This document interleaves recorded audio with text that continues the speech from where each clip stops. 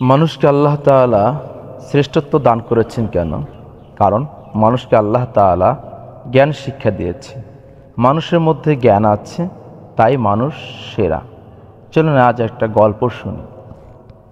এক বাঘ, তার যখন বাঘটা বৃদ্ধ বয়সে উপনীত হলো, তখন বাঘ তার বাচ্চাকে বলল যে, বাবা, তুমি মানুষের কাছে যেও না।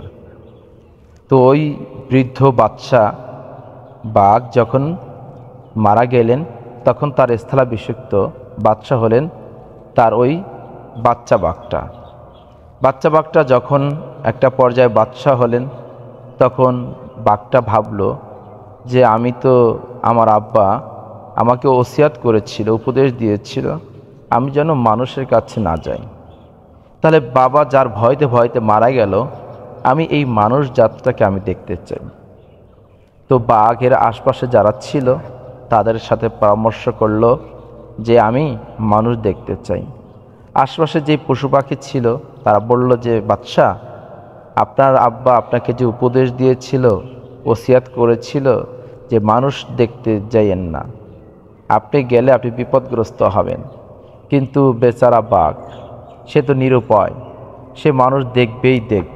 তার এই কলহ তৈরি হলো।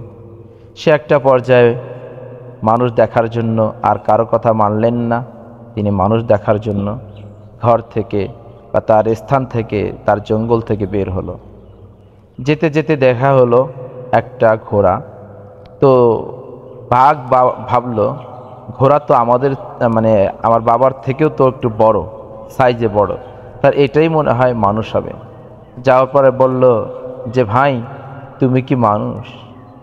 ঘোড়া বলল, ভাই, ওই জালেমের কথা তুমি বলো না।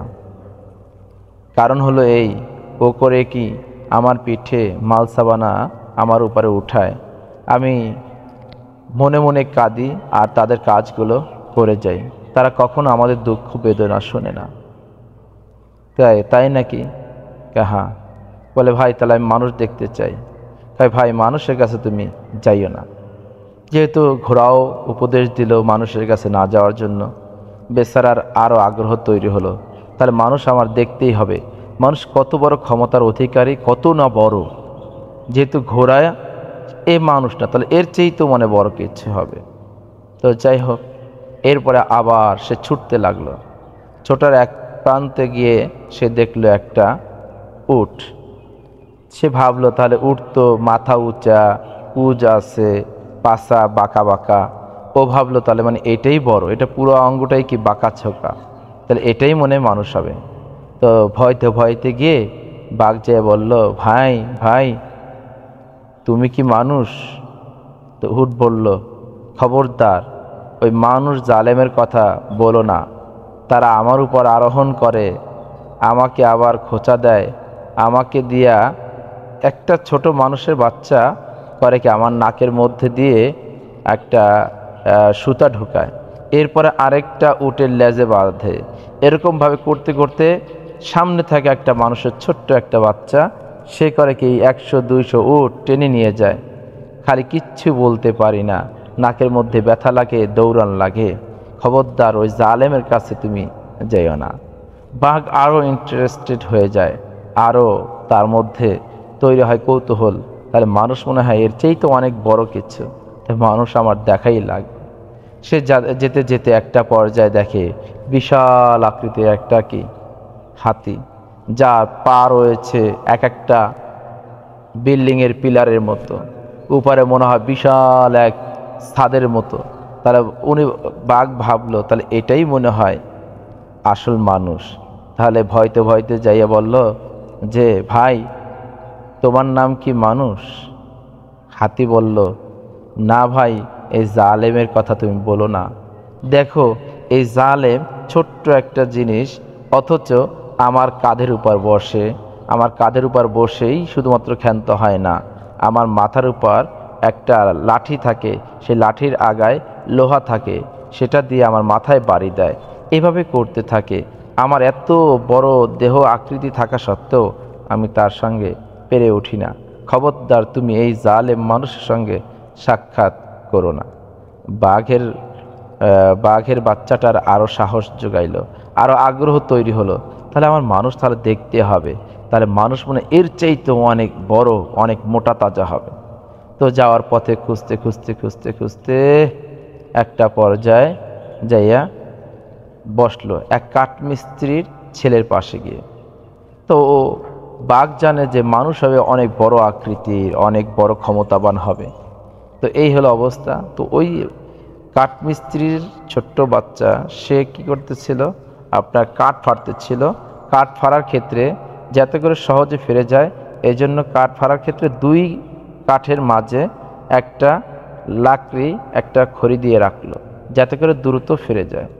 তো বাঘ যেয়া ওই গাছের উপর বসলো, আর লেজটা ওই দুই কাঠের যে ফাঁকা ছিল ওই ফাঁকার মধ্যে লেজটা পড়ে গেল।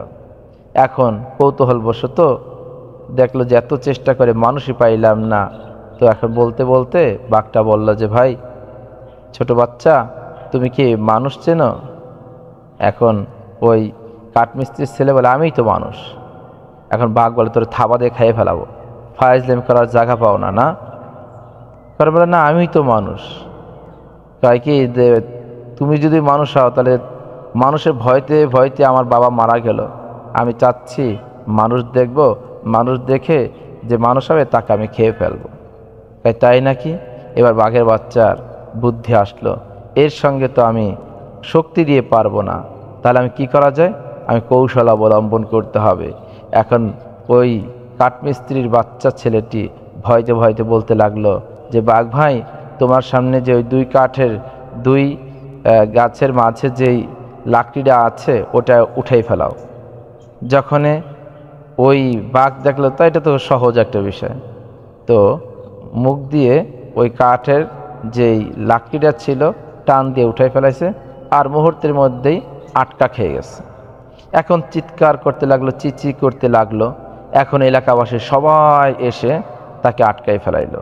আটকাই ফেলাইয়া কেউ আনলো ছোরা নিয়ে আসলো মারার জন্য, কেউ আসলো লোহা নিয়ে, কেউ আসলো কোচ নিয়ে, কেউ আসলো ডাল নিয়ে, কেউ আসলো রামদা নিয়ে বাঘটাকে মারার জন্য।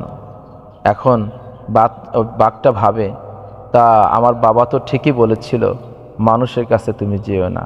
তার মানুষ তার জ্ঞানের কারণেই বড় বড় বড় হাতি, সে তার শক্তির কারণে না, সে মানুষের অনুগামী থাকে বুদ্ধির কারণে। এই জন্য মানুষকে আল্লাহ তাআলা ইলমের কারণেই, জ্ঞানের কারণেই শ্রেষ্ঠত্ব দান করেছে। এই মানুষ যদি জ্ঞানের সঠিক ব্যবহার করে তাহলে আল্লাহ তাআলাও তাকে শ্রেষ্ঠ বান্দা হিসেবে কবুল করবেন, আর শ্রেষ্ঠ বান্দা হলে তার জন্য জান্নাত রাখবেন। চলুন আমাদের ব্রেনকে, আমাদের জ্ঞানকে সঠিক ও ন্যায় ও আল্লাহ তাআলাকে চেনা এবং আল্লাহ তাআলাকে বোঝা, আল্লাহ তাআলার এই সমাজ ব্যবস্থায় সুন্দরভাবে আমার ব্রেন, আমার মেধা, আমার জ্ঞানকে প্রপারভাবে কাজে লাগাই। আল্লাহ তাআলা আমাদেরকে বাঘের এই উপদেশ থেকে শিক্ষা নেওয়ার যোগ্যতা তৈরি করুক। আমিন।